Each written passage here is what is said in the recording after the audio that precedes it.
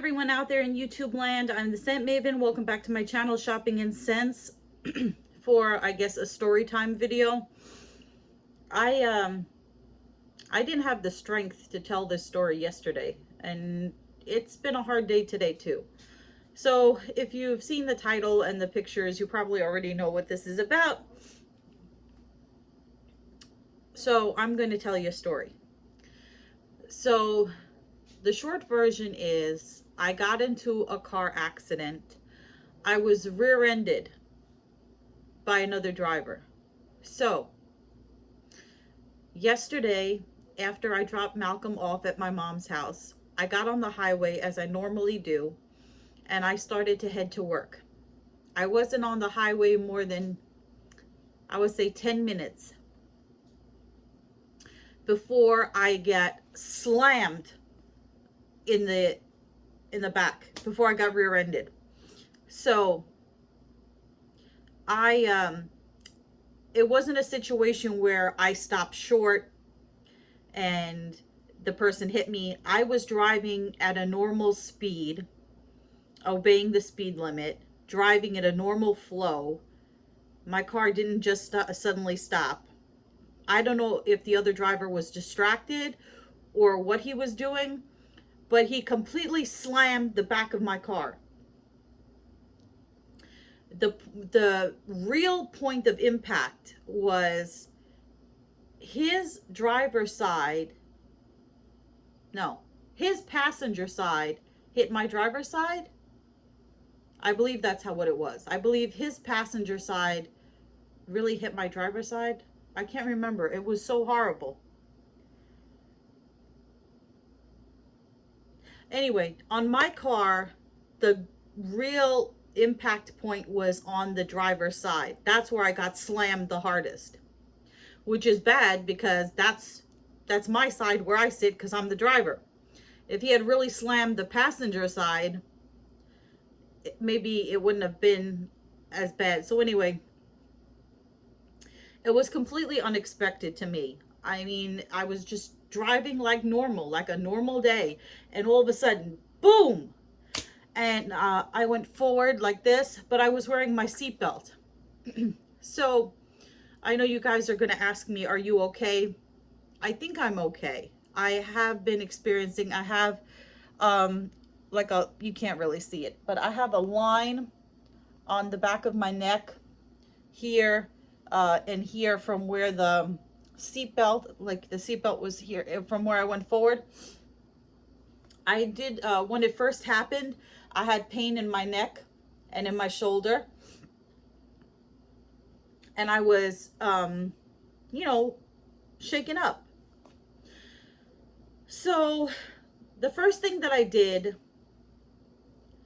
was I called the police. The other driver stopped. You know, he stopped. We were both in the right lane of the highway, and we were both blocking traffic. So the first thing I did was call the police.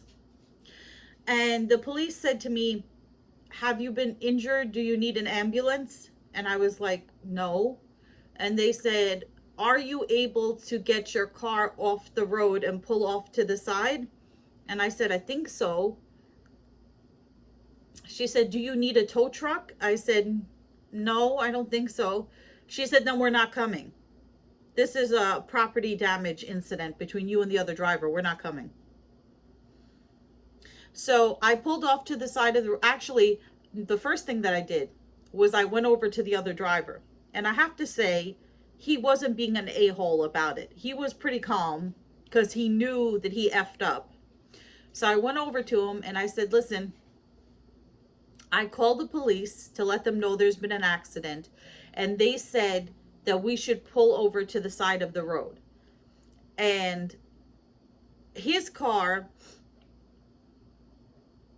I said, he told me he couldn't pull his car over to the side of the road because the point of impact on his car, his bumper was hanging on over his tire. So I guess it was preventing the tire from turning, so preventing him from pulling over to the side.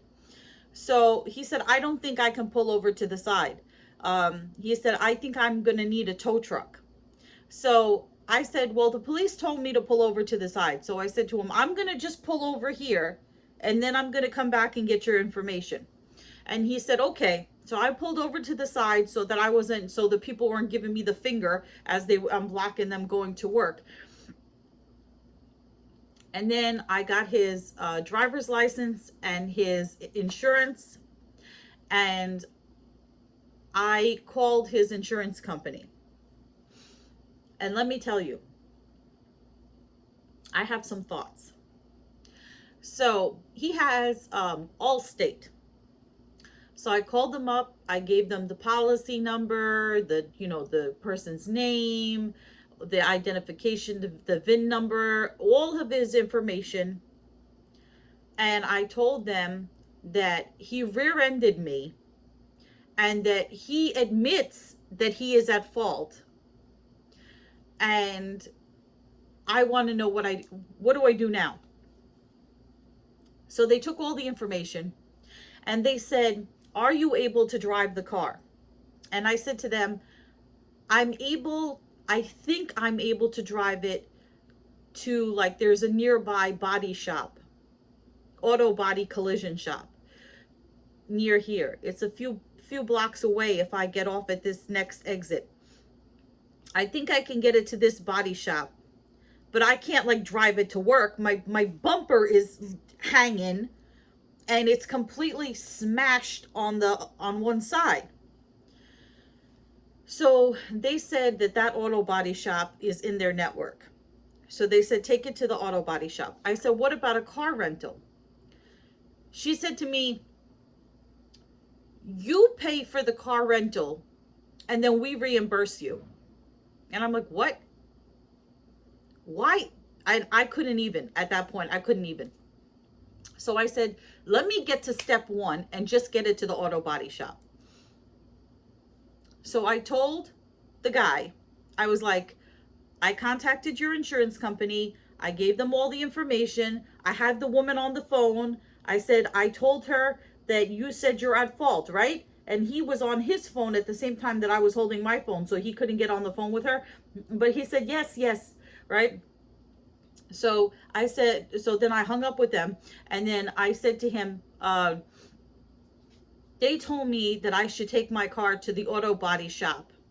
Are you going to pull over to the side of the road? Because he was still in the road trying to pick his bumper up off his tire so that he could pull off to the side of the road. So finally, he gets over to the side of the road. And he says, I can't drive my car. I'm going to need a tow truck, but the tow truck won't come because they don't come on the highway, which I know. So he said, I'm going to call my friend and I'm going to see if she can help me. I said, okay, well, do you need anything from me? Do you need my information? He's like, no. I said to him, I'm going to go now. I gave your insurance all the information. I'm going to go to the auto body shop and drop off my car. So I'm going now, right? So I left and I went to the auto body shop. I told them this happened at like 8:22 in the morning, 8:30 in the morning, like 8:22 in the morning, I want to say.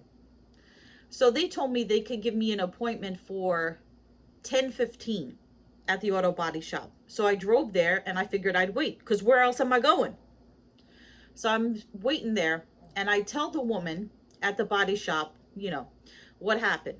And I said, they're giving me some BS story about, I have to lay out the money for the rent-a-car and they're going to reimburse me. And she's like, well, that's BS. You should call back and ask to speak to a supervisor. So I had time to kill at the body shop. So I called Allstate back and I asked to speak to a supervisor. The woman put me on hold for 48 minutes before she got back on the phone and said that they were going to advance me money 8 days to cover 8 days of a rental car. They were going to advance it to me and put it on my debit card. They were going to direct deposit it into my debit card. 48 minutes for her to tell me that and say, I'll be right back. So I was on the phone for an hour.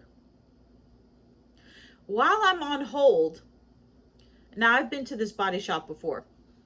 The son of the owner of the body shop walks past me as I'm in the lobby there, as I'm in the waiting room, and he goes, you know your car's totaled, right?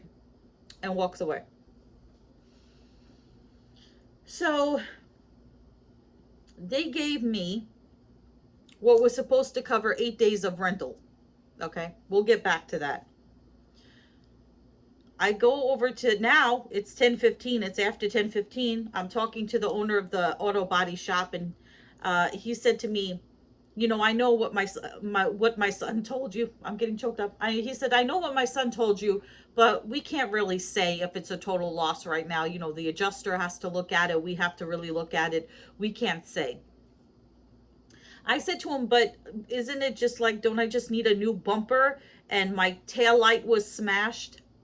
And he's like, no, you have total body damage here. So he's like, your whole bumper is kaput, is done. And all that's underneath the bumper, all the parts of the car underneath the bumper have all been crushed. They're all damaged. So it's not just the bumper, it's everything under the bumper too. So they had somebody, I guess, from Enterprise. I don't know if the person worked for Enterprise or the person worked for the body shop. I think they worked for Enterprise. So they said, we'll give you a lift. We'll give, not like Lyft and Uber. We'll give you a ride to Enterprise so you can get the rental car, right? And there was a man there, not another man, I'm a woman, obviously. There was a man standing there, and the owner was like, that guy is waiting to get a rental too. You go wait with that guy, and they're going to pick you up and take you to Enterprise so you can rent a car. So I get to Enterprise, and what did they tell me? And Allstate said, we're not only are we going to advance you this money, which we normally don't do, we're going to advance you this money and you'll get a special discount. We'll send you an email that that we've sent you this money. You show this to them and you get the special Allstate discount. So I go to Enterprise. I show them, and they said to me, this is for a moderate size car, because they have different sizes. They have mini, which they don't have very many of, and I didn't want a mini. Those cars that look like a golf cart. Then they have the moderate, the regular size car, which would be like a sedan. And then they have SUVs, trucks, minivans, and such. So they said this covers like a mid-size, moderate car, like a sedan. I said, well, that's fine. That's what I want. I want a regular car. I don't want a minivan or a truck, whatever. They said it covers it for 7 days, right? Not including the tax. And not including the $300 deposit that you have to leave in order to get the car. So you have to pay the total amount with the tax for the rental in full, plus $300 security on top of that. I said, I don't have that. I don't have that. I have what they gave me. Well, we can't rent you the car. And even if you did have the money, we can't rent you the car because we don't have any mid-sized cars here. We only have minivans, SUVs, and pickup trucks. All the regular cars, they're all gone because they're very in demand because nobody wants to pay for gas. So all the regular size cars are gone. So you're stuck with the larger size car, which, first of all, I can't drive a big car. Second of all, the little money that they gave me, that Allstate gave me, only covers the mid-size one. I'm not paying extra in addition to the tax, in addition to the deposit, for a larger car that I don't need. That's going to eat up gas that I can't pay for. And I told the people at Allstate, I was on the phone with them multiple times. I told them, I said, your policy holder hit me. He admits total liability, total fault. He takes total responsibility. He rammed the back of my car. This is a stressful time for me. Why are you making this more difficult for me? Why are you punishing me? I didn't do anything wrong.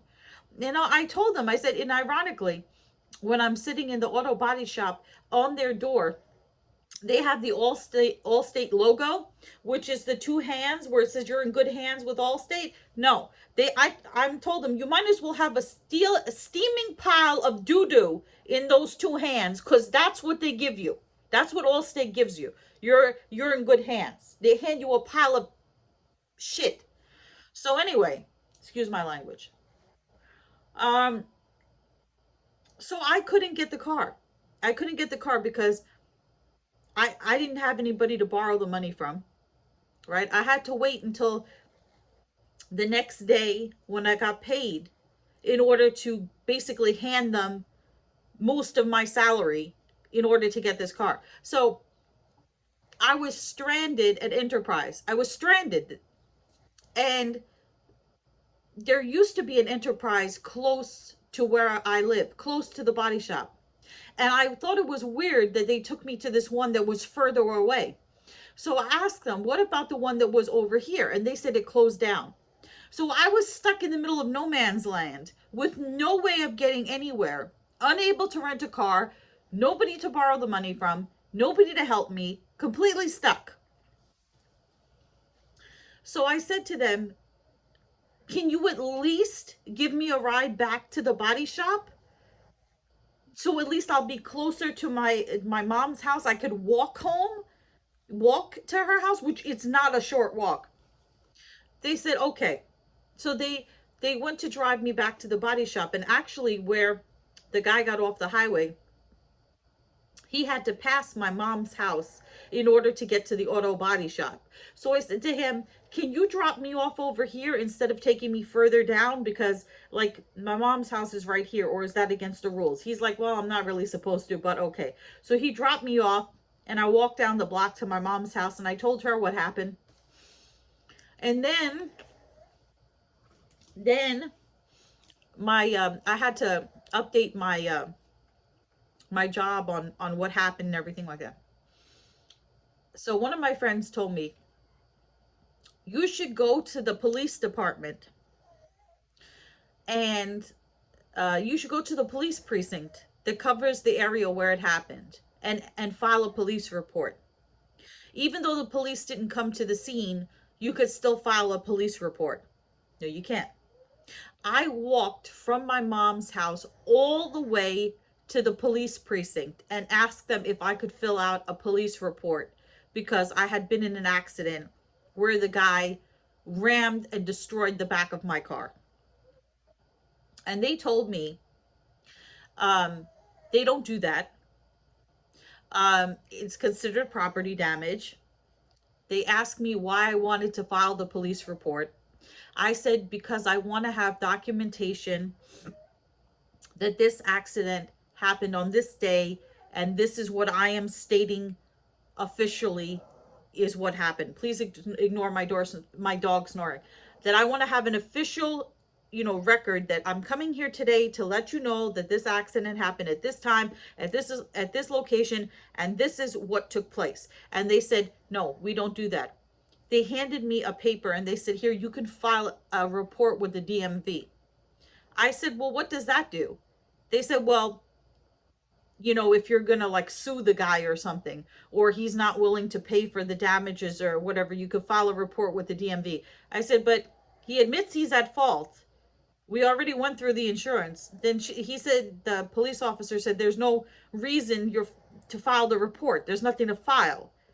He admits he was wrong. He told the insurance company he was wrong.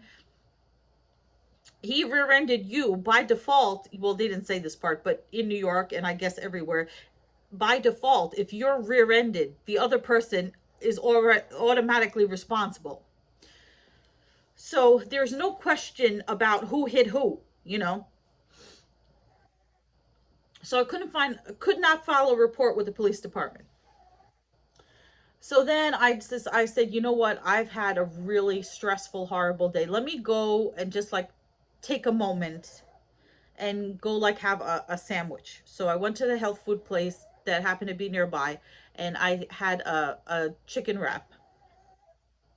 My dog is really distracting me. Hey, do you really have to snore during my video? So I ate lunch by myself. And then I called AAA because I wanted to find out if they would cover roadside assistance for the rental. And because that's extra. That's extra. Enterprises charges extra for that. So AAA said, yes, we protect the driver. We're covering the driver, not the necessarily the vehicle that they own. So no matter what vehicle you're driving, AAA covers you. So that was good to find out. Then I walked all the way back to my mom's house. And then I had to take car service from her house to my apartment. Not an Uber or a Lyft, but an actual car service because I had Malcolm with me. That's my dog, if you guys don't know. So I get back to the apartment. I said to myself, you know what? Let me call. I'll have the money the next day. Between the money that Allstate gave me and the money out of my pay, I'll be able to secure a rental car. But what if they don't have any normal size cars? So I called them and I said, listen, remember I was there today? I said, I will have the money tomorrow. I would like to reserve a moderate regular car. And the guy said, well, we don't have any. None of them came back. You know, just because somebody's scheduled to return a car that day doesn't mean they return it. He said, call me at 8 o'clock in the morning when we open and I'll let you know what we have. I called them at 8 o'clock in the morning. They had nothing except SUVs, minivans, and pickup trucks. I had to call five enterprise cars, rentals, each one further and further and further and further away from where I lived, till I got one that was 5 miles away, and they were able to give me a sedan. And while you're on hold, they have a recording that says, oh, are you using Enterprise Rent-A-Car? We'll come and pick you up and we'll drop you off and do all this stuff, right? So I said, can you guys pick me up? And they said, no, we don't do that ever since COVID. We don't pick people up anymore. But they still have it on their little voice, recording thing. So I had to take an Uber. I had to spend $38 to take an Uber to get to this enterprise that was 5 miles away, which was the only one that had regular size cars.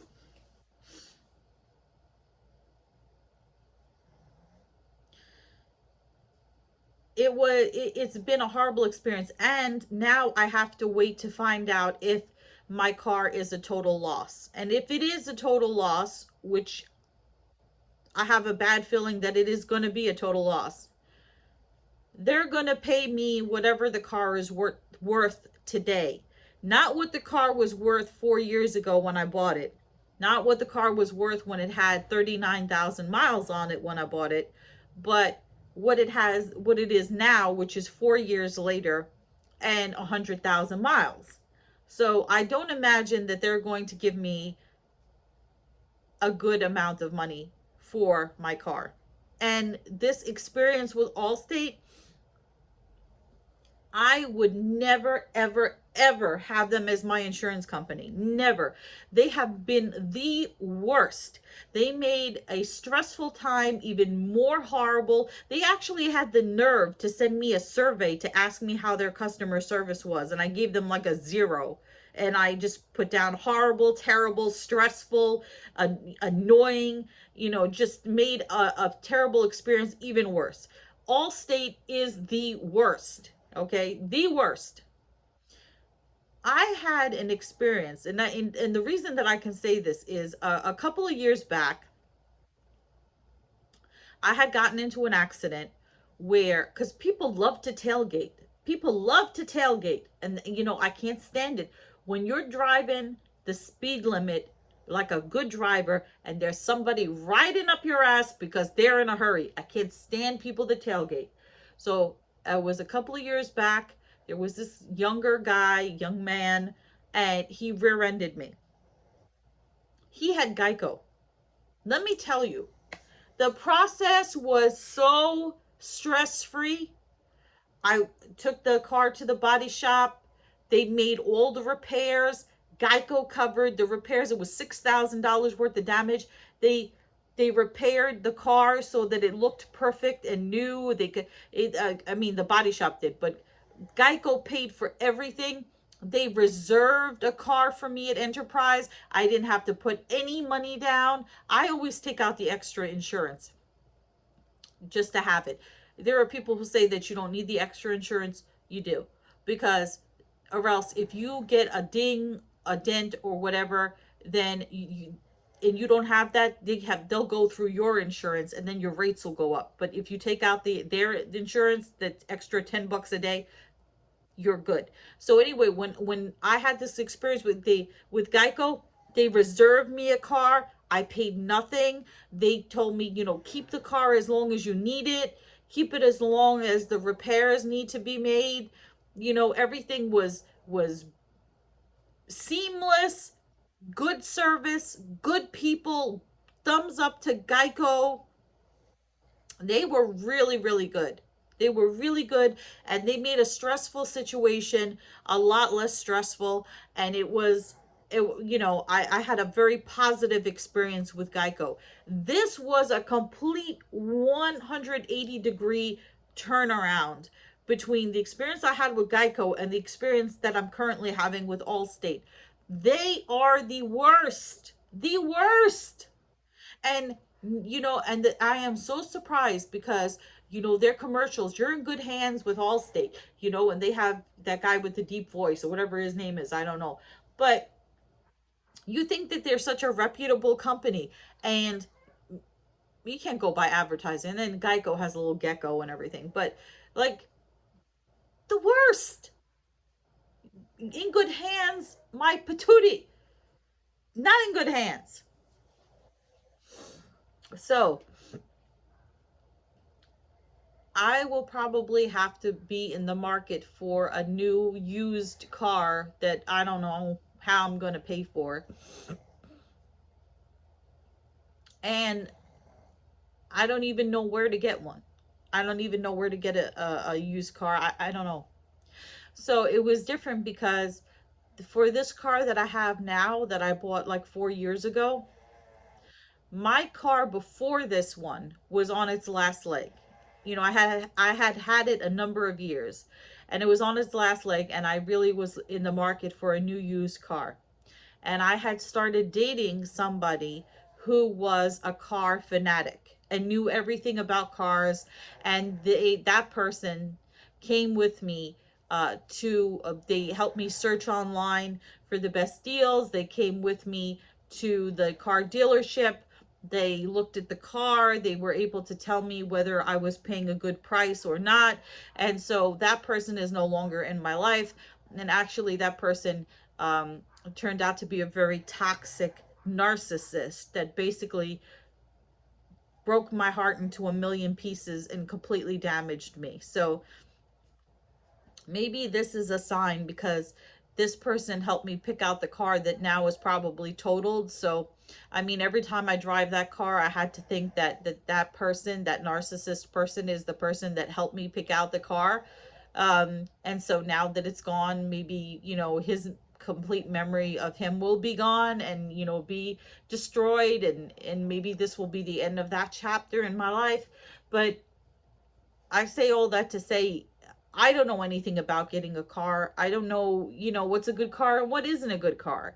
So I'm going to have to see what I'm going to do. But this was part 1. This is what I can tell you so far. And I guess stay tuned to my channel for part 2, which will be what happens with my car. Will it be a total loss?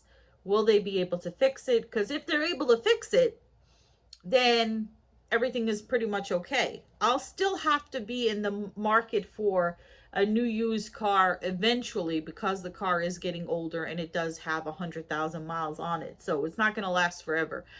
But I was not prepared for this to happen this way. It's such a horrible thing when you're a completely innocent person obeying the rules of the road and some idiot who is not paying attention just disrupts your whole life. So I know people have said, well, thank God you weren't seriously injured. Thank God I wasn't seriously injured. You know, this person did serious damage to my car, and he could have done serious damage to me. I really hope they raise his insurance rates because he probably should not be on the road. So, with that, I will say comment, rate, subscribe. Follow me on Instagram at Shopping and Sense. I will add this one little addendum. You know that I don't ask my subscribers for money, and I have a serious issue with people who do ask their subscribers for money, especially if you monetize your videos, which I do. So I do earn some money through Google ads and ad revenue. So I don't come on here begging for charity. Now, there is a feature that I just learned about, which people have told me before, where you can add a thanks button to the bottom of your screen. So where it says like, dislike, and all that stuff, there's a little heart that says thanks, where you can contribute to a channel. I'm not asking you guys to do anything with it. I'm just letting you know that I've added that as a feature to my channel. It's there now. It's just there. So I'm just letting you guys know that it's there. Anyway, comment, rate, subscribe. Follow me on Instagram at Shopping and Sense. I will see you all in a future video. But until then, goodbye everyone out there in YouTube land.